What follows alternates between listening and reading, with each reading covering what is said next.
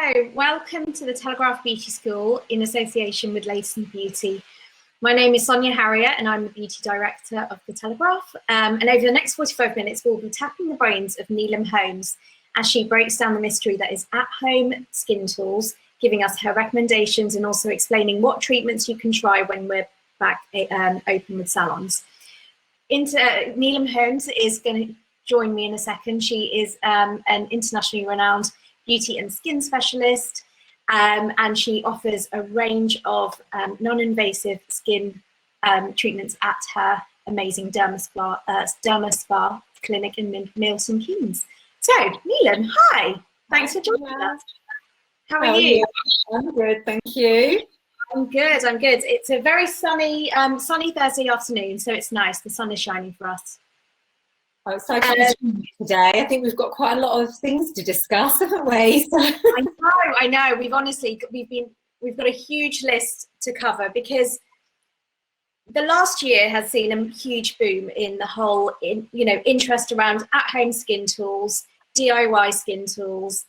DIY treatments have been quite popular, as you'd imagine, over the last year since many clinics and salons have been closed. Firstly, are there any that you feel you actually can do effectively from home? Because I think one thing that we get asked all the time is about microneedling and kind of and that sort of thing. But just before we get onto that, can we start with some basics on skincare? When it comes to cleansing, should you introduce tools into your cleansing regime, exfoliation? What's your thoughts on that kind of area? Well, in a professional setting, I work with a lot of technology. So I am a gadget geek. I love all of this. I think you can always enhance your beauty regime using some really simple tools. So one of the things for cleansing, I think an easy thing to add in is something that helps exfoliate. So we can use peeling agents, we can use, physical scrubs. But I like to use, exfoliating brushes like this. This is the Foreo Luna, Foreo 3, and it's soft silicone, so it gently lifts away dead skin cells. I'm not a big fan of the actual bristle brushes. I think they're good for the body, but I think what can happen is they can be a bit too harsh and you end up exfoliating too much of your skin away. So that is actually my favourite one, but I know there are lots of different alternatives out there on the market, for different budgets as well. And then exfoliation wise, I always see a lot of these on the internet at the moment. Oh, yes. Yeah, so this uses, the Foreo uses ultrasonic pulsations. So that helps to actually break up dead skin cells. This works on a similar kind of theory, but I see a lot of people using this incorrectly. They're really scraping the skin and you see these snazzy videos lifting out blackheads, but that isn't actually how this one should be used. With these products, you kind of need something like a mild salicylic, like a toner even. I always like to use something like Paula's Choice. That's quite a good one. IS Clinical do one. There are lots out there, but the way to use it is you would put a little bit on to your cotton pad, or you can put it onto the skin first, and I'll show you on my hand. So you would wipe it onto the skin. That helps to start to break down the glue that's holding the dead skin cells together. And then let's just turn this on. So what is that tool normally called? What is that? A scrubber or a scraper. That's what it's called often. But I would say it's a scraper more than anything. But the thing is, that's why people actually use it to scrape the skin. But you have to use it really lightly. I don't know if you're going to be able to see this mist coming. Yes. Yeah. So basically, it needs damp skin. Even water will do the job. And then you're actually just gliding across the skin at a 45-degree angle, and that's how you want to use this. And then what you'll find is the solution that comes off will be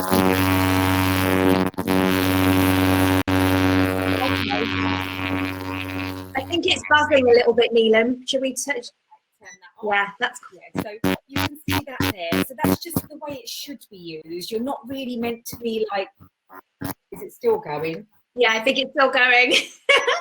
Oh, let's throw that in the washing basket then. Let's put that in the cupboard. So technical problems. Yeah, so that's how that one's used, whereas this works on like bristles, breaking up the dead skin cells and lifting them away. Because that's the thing, it's quite difficult when it comes to cleansing and using tools at home. It's quite, obviously, as an esthetician, you want to make sure that you're kind of keeping the skin barrier nice and healthy. Yeah.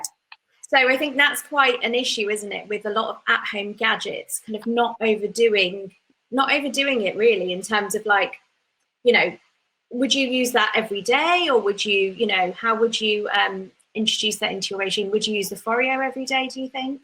You could use the Foreo every day, but you wouldn't need to use it with any other active ingredients. So, you know, a lot of face washes have peeling agents like salicylic acid, glycolic acid in them. You wouldn't need to use, my advice would be not to use a mechanical device with a chemical or an enzyme. So you don't need them at the same time. So you could maybe, I use the Foreo in the day with a basic face wash. And at night time, I tend to use my enzyme cleanser or, you know, something with salicylic acid in it. And then I don't use the Foreo then. So you don't need both. You know, exfoliation is important so that our next skin steps can be absorbed properly. But remember, we only want to exfoliate dead skin, not healthy skin. And that's the biggest mistake. Everyone thinks, oh, I peel away, exfoliate this skin, and I'm going to have bright new skin underneath, and that's not actually the case. Yeah. So once we've done kind of cleansing, and if you want to kind of enhance your cleansing with a Foreo, or you know, that exfoliation tool seems a little bit. I mean, is it quite tough on the skin, or can it be? No, this is. It's actually really just really soft.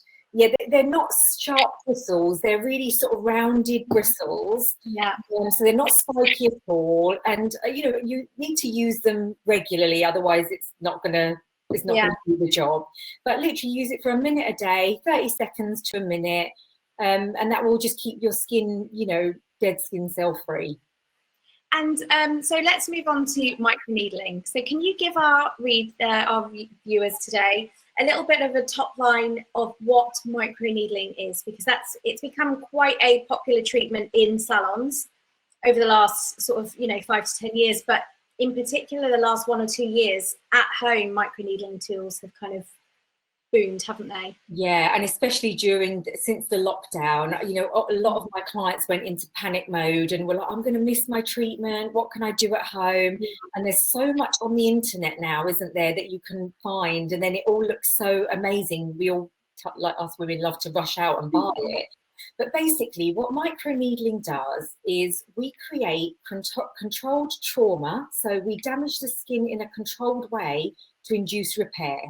So we shock our skin into repairing itself at a quicker rate than it would do normally. So that's the point of microneedling.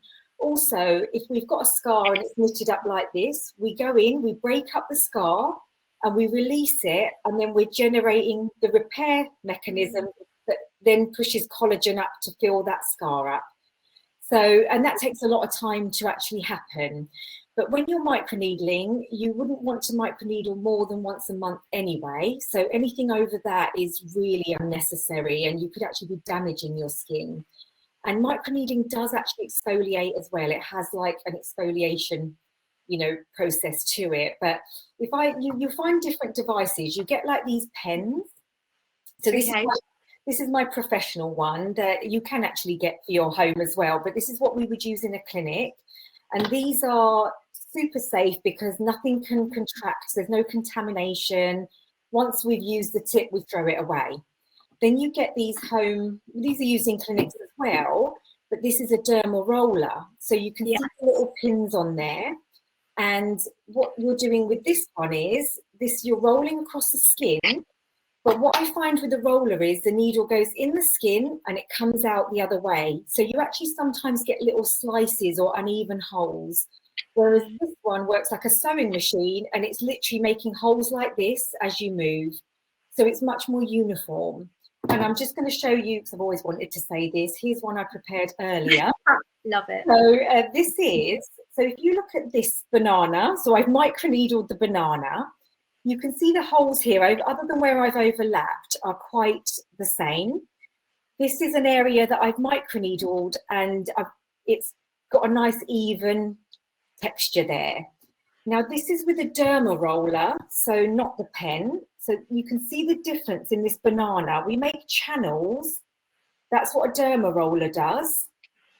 And then you can see this kind of mishmash here, and it's all a little bit uneven, and you can see the trauma is much more aggressive. Yeah, that's what happens when you use a roller more. So I see people at home and they're going like this, and oh, let me do, you know, just loads in this area, but you're not getting a controlled treatment. So we've got contours on the face, and it's very hard to get round those contours with a roller. And also I see people, they'll just sanitize this and use it again. Now the needles get blunt, you're going to get bacteria on here, and you know, you just don't know that's going to affect the skin at home. So I'm not a fan of home microneedling, to be honest, unless it's a device where I think Sarah Chapman has one where you can actually, the needles dissolve. You apply it on a serum, and then you can remove it. Yeah, the needles dissolve, and then you can throw away the head.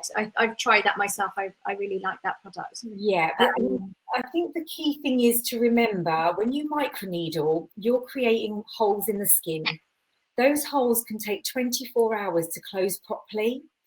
So we can't just put any old cream on afterwards. We need to be making sure serums that we put on the skin are really something we would use in a clinic. Usually it would be in a vial or an ampule, sealed from external air. So, you know, I wouldn't advise using a serum that you're going to use on your skin every night, because generally you would have exposed that to air, opened it, and then you're needling that into the skin.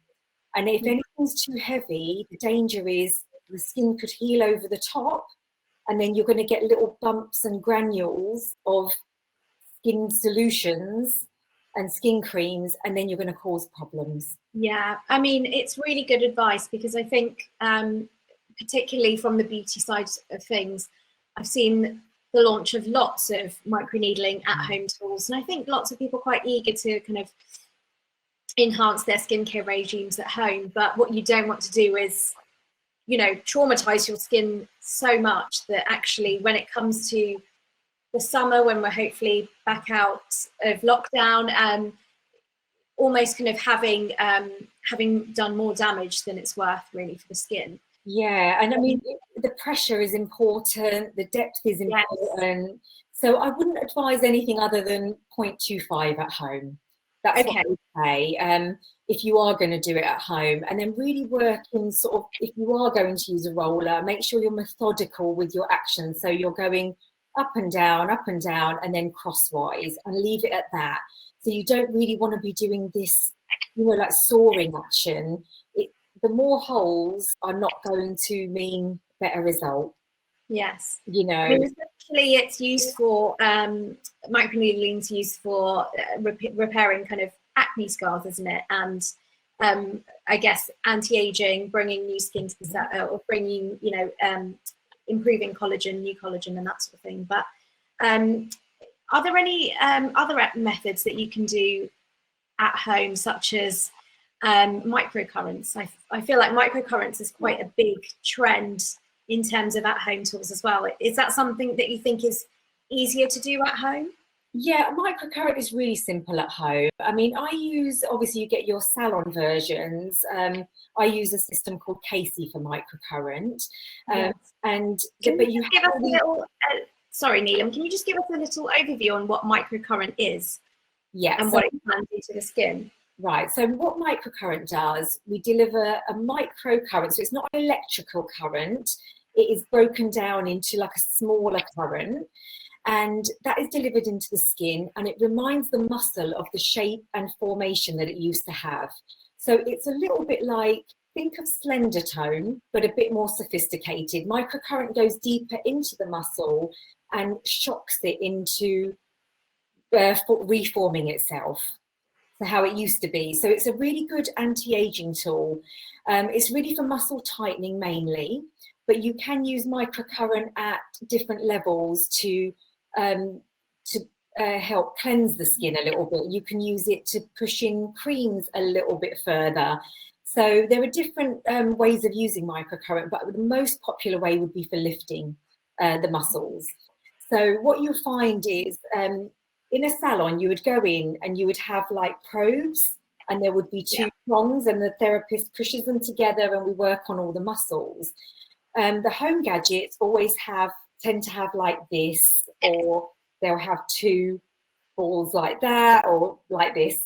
So you get lots of different versions, and they're simple to use. You just put on a serum and then you roll them across the skin. And sometimes you get like a muscle spasm, or you feel like a metallic taste within your mouth. And that's just where it's activating the saliva glands. But the sort of treatment that you would get in a salon is probably the equivalent to using a home device for about a month. And you do have to use it 3 times a week because you need to give your muscle that muscle memory. So what I find a lot of clients say, oh, I've bought this gadget, and then they can't be bothered. So, these tools are great, but you have to use them to work. So three times a week. Yeah. And I suppose microcurrent is good for this area, the kind of lifting of the chin area, and also is it quite good around the brow bone, do you think? So over time, as we age, our muscles lengthen and they sag. So generally, it's this jowl area we're worried about, but we also get it here. So what I would say to remember at home, if you have Botox, if you're having toxins, neurotoxins, to prevent muscle movement, if you use microcurrent over that, it's going to wear off your toxin quicker. So that's just something to remember. So generally, I tend to use microcurrent on the lower face because I myself have neurotoxin, and a lot of my clients do. So really, you can get that tightness and firmness here again. What I would say as well, another tip is, if you do invest in a microcurrent machine at home, use it on the lower part of your face for a month before you start working on the neck. Because the neck muscles are so strong, if you tighten these quickly, you tend to be working on here and then pulling them down again. So so that's just a little trick to remember as well. And don't use it on the forehead if you're having Botox. Okay, that's really good to know. Neck areas are quite a big topic, I think. So would microcurrents be the best solution once you've used it around this area? Do you think generally microcurrents are the best way to rejuvenate the neck area at home? Well, microcurrent is to get the shape and the form back into the muscle. So the muscle does sag and weigh down, as we age, but really we need to tighten the skin as well. Okay. So, my favorite energy to use, I use a lot of energies and lasers, but I like to use radio frequency energy the most for lifting and tightening skin. But the problem with home devices they never seem to get, for me, they don't get enough of radio frequency energy into them. Anything that's handheld is not going to give you something, the equivalent of what's plugged into a wall. The energy is going to be different. So I'm not a big fan of home RF devices because I feel you have to use so much in one area for so long to get a result. And I would say home RF is very similar to doing a home massage, but what I would say is near infrared is very good for tightening, producing collagen. And I would use that. So LED light is very good for that. Well, that leads us nicely onto LED masks. What have you got there behind you? What's that snazzy gadget? Right. Okay, so this is actually a professional grade LED. So because I do clients, I have a big machine in my clinic. It's like a hospital level machine. And this is a Dermal LED. And they brought this out for home use or for professionals that are mobile. So it is a bit on the pricier side. but it is a medically registered LED light, because not all LEDs are equal, you see. So yeah, so what would you use LED for? Would it be like, as you just mentioned, is it essentially to help to stimulate collagen in the skin? Yeah, so LED, like light therapy, is used for lots of different things, from wound healing, repair, collagen production, anti-inflammatory properties, antibacterial. So, you have blue light, which is proven to kill bacteria. So blue light goes that little bit deeper, where it's going to hit the oil glands, it's going to slow down oil production, so it's good for acne. You've got red light, which is really good for anti-inflammation and healing, and then you've got the near infrared light, which is used a lot for collagen production, and just that's good for actual pain relief and everything as well. So yeah, it's just used for different lights, and it's all about the different wavelengths work at different depths of the skin for different reasons. I brought along one of my favorites. I know you've got one of yours as well. Obviously the Dermalux is the kind of, it's the top of the range treatment product. So I've got the LED, the Boost Mask by Light Salon, which we've popped a link for as well. I do use this 3 times a week. It's got a these little channels here where the light comes through, and it comes with it's portable, so it's wireless, and the lights turn on. So this is just red light, but it's really lovely for kind of helping the skin tone. I like that. I like that a lot. It is effective as long as you use it regularly. Yeah. What's your favourite? You've got a really nifty tool, haven't you, for LED as well? There is it for home, because what I find is I struggle to find that 20 minutes to lie still under a lamp. I sit there and I think I have all these things that I should be doing. That's the good thing about the actual mask that you put on the skin. But again, Foreo, they do a great tool that when you actually put LED onto the skin, it's very effective. So this is called the UFO 2, and it comes with like sheet masks. So it's like a little sheet mask that you attach into this device, and then you activate it on your phone, and it works with all different colours. So you can put it on a cryo setting, so it actually does like cryotherapy as well. And you could use blue light for acne and calming down acne or depuffing, and you could use red light for the anti-aging with more of an anti-aging mask. So it's actually like an all-round multitasker. It vibrates when you're using it as well, so you're getting the pulsations that help the circulation and to massage too.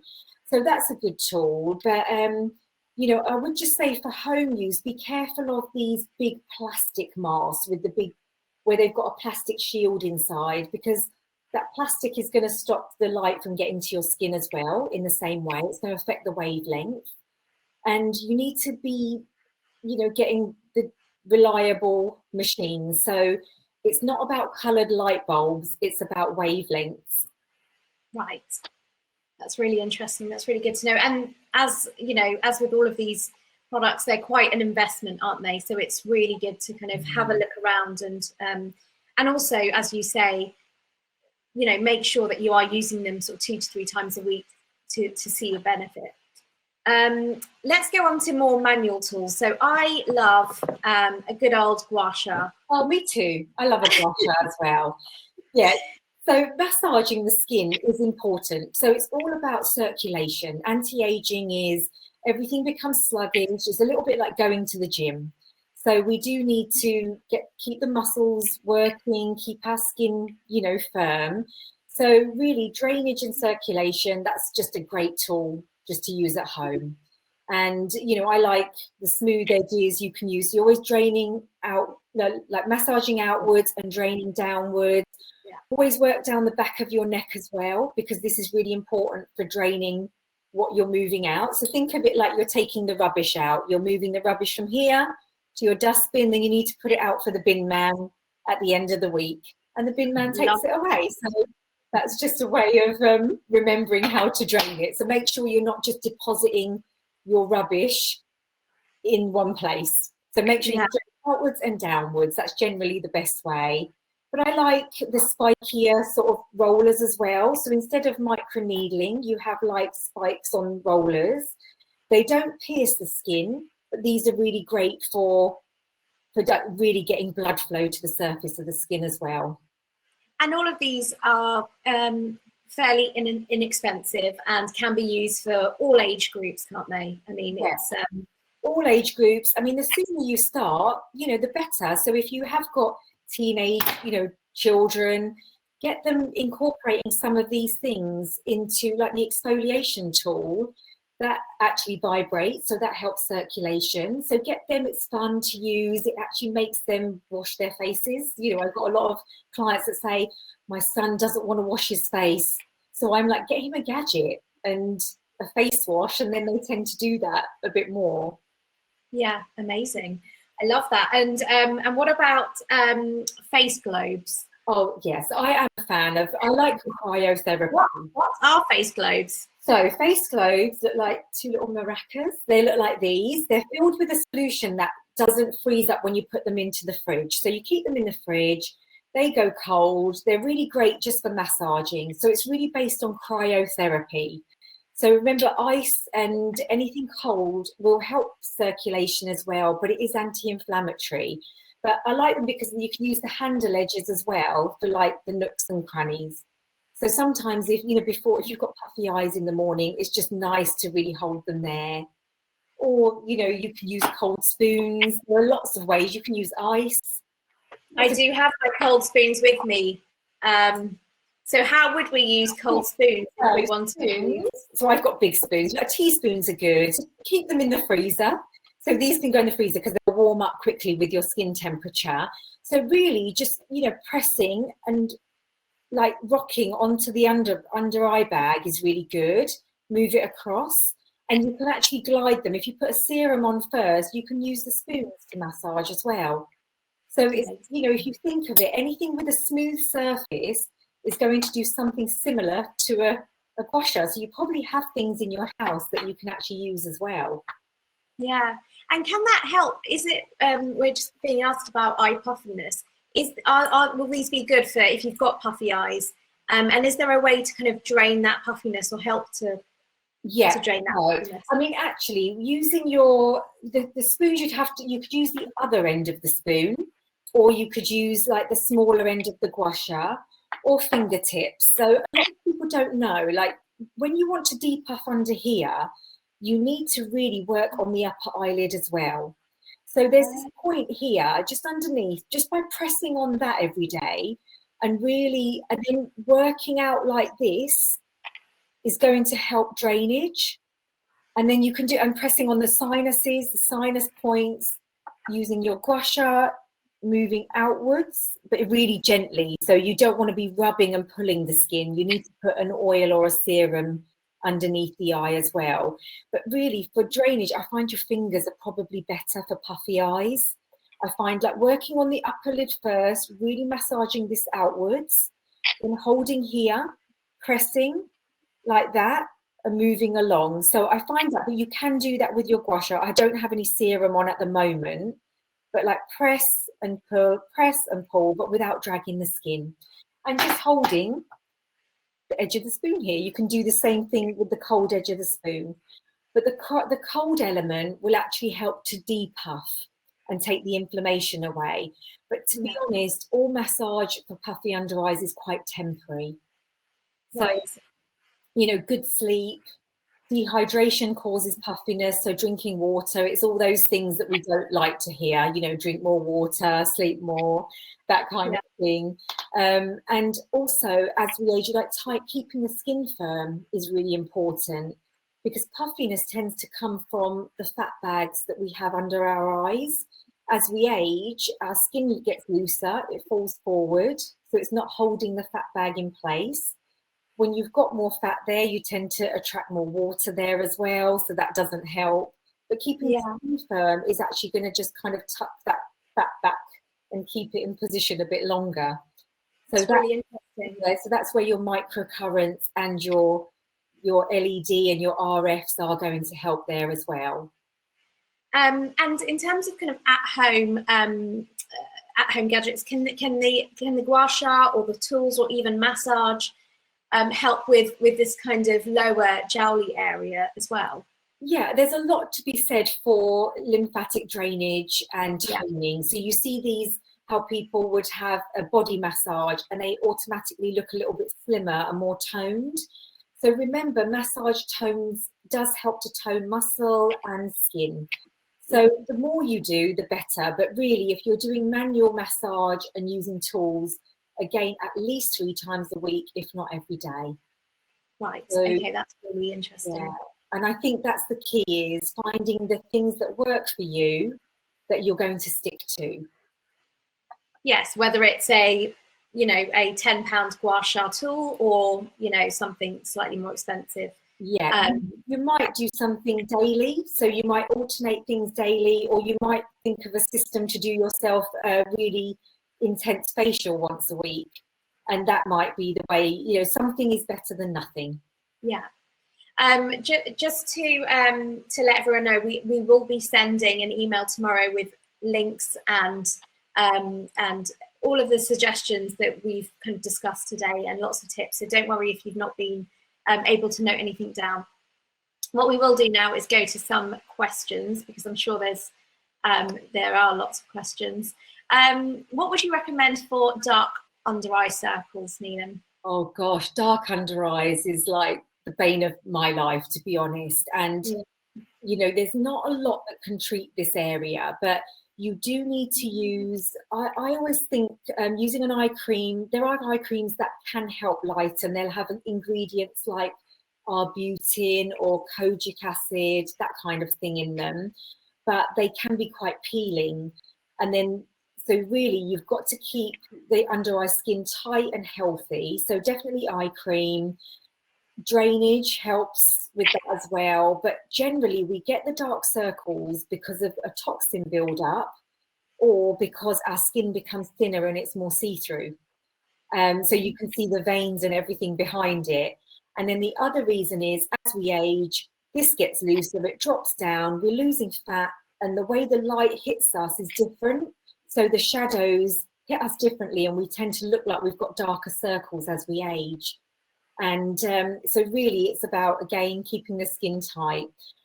I'm not a fan of under eye filler myself. I have tried it before, but sometimes just having, it's going into not home gadgets, but having to replace some volume here can lift, or here can help the way the light hits the skin, if that makes sense. But dark circles is a really tough one. Again, it's drinking water, keep the skin firm. Massage to drain toxins, avoiding alcohol, smoking, all of that. And then in age spots here doesn't help the shadows either, because it just adds to the dark circles. Okay, so by doing a little bit of drainage, that will kind of help to lift a little bit. But are there any dark under eye creams that you'd recommend, or anything that you really like? I like the Paula's Choice Retinol, under eye retinol cream. Okay. If you want something that is a little bit more active, but you've got to be careful of using too many active things. I love that one. I like the Dennis Gross under eye marine one. That's really great. Lots of different ones. You don't have to spend a fortune on them. I actually did, I'm doing a program called 10 Years Younger. I've been filming that, and we were working on home DIY things. And actually I did a demonstration with a potato, because actually it's the enzyme in a potato that's found in a lot of these creams that helps dark circles. So, even just putting a tiny bit of the juice from a potato, a raw potato, under the eye once a week is going to give you a little bit of benefit. So, there are simple, inexpensive things as well that we can do. That's really, really interesting. Another question is, if you can only sort of treat one area of the face, or one set of wrinkles, what would be the most effective thing to do to kind of give an overall fresher face? Right. So, oh gosh, that's really hard, isn't it? Now, I don't mind crow's feet because I think crow's feet look attractive on men and women. You know, I don't think anyone's ever thought a man doesn't look attractive with crow's feet. And I think it's nice to have those smile lines. I would really say when I get a patient in the door, the first thing they say is, I need a lift. And it's always this action. They use their hands and they go, oh, I need a lift. I just want this. So I would always say the lower face is always the part that you want to keep toned. And obviously it's eye bags as well can be a problem. But I think looking young isn't always about looking firm and lifted or plumped. I think looking young is about looking glowy. It's about having good skin health. I think, you know, sort of like smaller pores and the texture of the skin. I think that always makes you look more youthful. Amazing. That's really interesting to know. With menopausal skin, do things need to change? Can you still use the same tools, or do you need to be slightly more mindful of how you are using at-home tools or face massage? Yeah, do you know what? Skincare does need to change through your ages. So, yeah, you know, in your 20s, you want to be sort of protecting your skin and getting antioxidants into it. In your 30s, you definitely need to be introducing like your hyaluronic acids. And then by your 40s, you definitely need to be on using sort of retinol or derivatives of retinol or natural alternatives. But I think, sorry, I forgot the question. You asked me about it was about menopausal skin. Menopausal skin. So yeah, so menopause is about from 40 onwards, we could say. Now I've just done my menopause and my skin went crazy with acne. Our skin gets a lot drier as we go through menopause. So you do need to be hydrating it more, but also the imbalance of the hormones, where sometimes the estrogen drops so low, the testosterone's too active. That's when we get acne. So you're really going to have to adapt to your skin range to that. Now, I really like Avon actually brought out a range specifically for menopause to cope with those changes. It's geared up mainly more towards the drier skin during menopause, but I did find that's really great. And there's a great spray that you spray when you're having a hot flush. So, and it calms the skin down immediately. But I think main thing is get your hormones balanced and use more hydration. It's about more hydration. You might have to go up a step in combating the dry skin as well, because the drier your skin is, the skin starts to think it's dry, produces more oil, then it's dry on the top, the oil can't get out, and then you start getting spots and everything underneath. So hydration all the way through for that. Amazing. And with adult acne, actually, it's definitely something that's become I think much more prevalent in the last 5 to 10 years.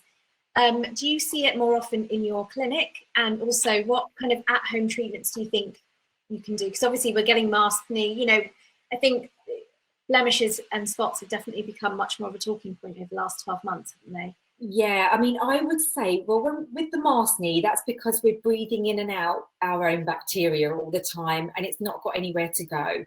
We're not getting that fresh air to it either. So definitely mouthwash. So using a mouthwash like regularly through the day, or brushing your teeth, simple as that. And also I like to use, I actually recommend my clients use this. It's called Clinicept, and it's hypochlorous, which so bacteria can't sit on the skin and form on the skin. It kills bacteria, viruses, funguses, just a bit of everything.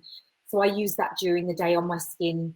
Does that dry the skin? Does it make the skin feel dry? No, it's pH balanced, and actually I'm working on a product myself actually at the moment that to combat this whole maskne problem.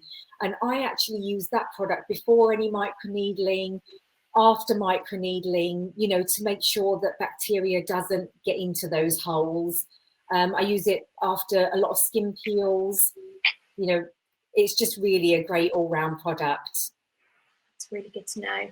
Is there, in terms of skincare, retinol? We always get asked lots of questions about retinol because I feel like it's a bit of a wonder ingredient, isn't it? So it can help with lots of different elements of kind of renewing the skin. But what's your take on retinol? Like, how often should you use it? Can you start using it in your 20s, 30s, 40s? You know, when should you start using it really? You can start using retinol young. I mean, there are a lot of acne creams. There's a range called Differin, which is like it's a derivative of retinol, and teenagers use that. So retinol is a great product to use. It encourages cell turnover, and it starts to produce more collagen for you. So it's a really important ingredient in skincare. What can be confusing is there are different strengths that you can get. You know, there's prescriptive retinol, and then you get serums with retinol in it. And it's the same with skin peels and everything. Everyone just gets hung up on these percentages all the time and the strengths. But really, I think with retinol is, if it's in a serum, you can probably in your 40s use it every night. When you're younger, you might not want to use it as often. But any retinol program, build it up. So if you get a retinol serum, if you've never used it before, start 1 night a week, then go to 2 nights a week, then 3 nights a week, and do it like that. So make sure that you're not getting flaking all the time. If you're seeing flaking, then you're overusing your retinol. Right. Even though that's what we want it to do, we want to flake safely. And remember, we don't want to be shedding all the time and then compromising the barrier of our skin. But usually prescription grades, you would be under your dermatologist or your clinic, and they would be telling you that you'd only use those ones maybe once or twice a week. Amazing. Oh, Nilam, thank you so much. Honestly, we've had so many questions, and I'm sort of quite mindful of the time. It's already 1:15, which has flown by the last 45 minutes. To discuss, isn't there? It's a huge topic, isn't it? Because obviously there's a lot of interest in at-home skin tools and techniques. I love all of your tips. Your tips are so brilliant. But also what's great is, you know, your advice on just being a little bit more mindful of not overdoing things with your skin at home when it comes to kind of the more invasive treatments. Yeah. Thank you so much, Nilam. It's been so fascinating. I'm off to depuff my eyes with some spoons. Hey, thanks for watching, everybody. Thank you so much.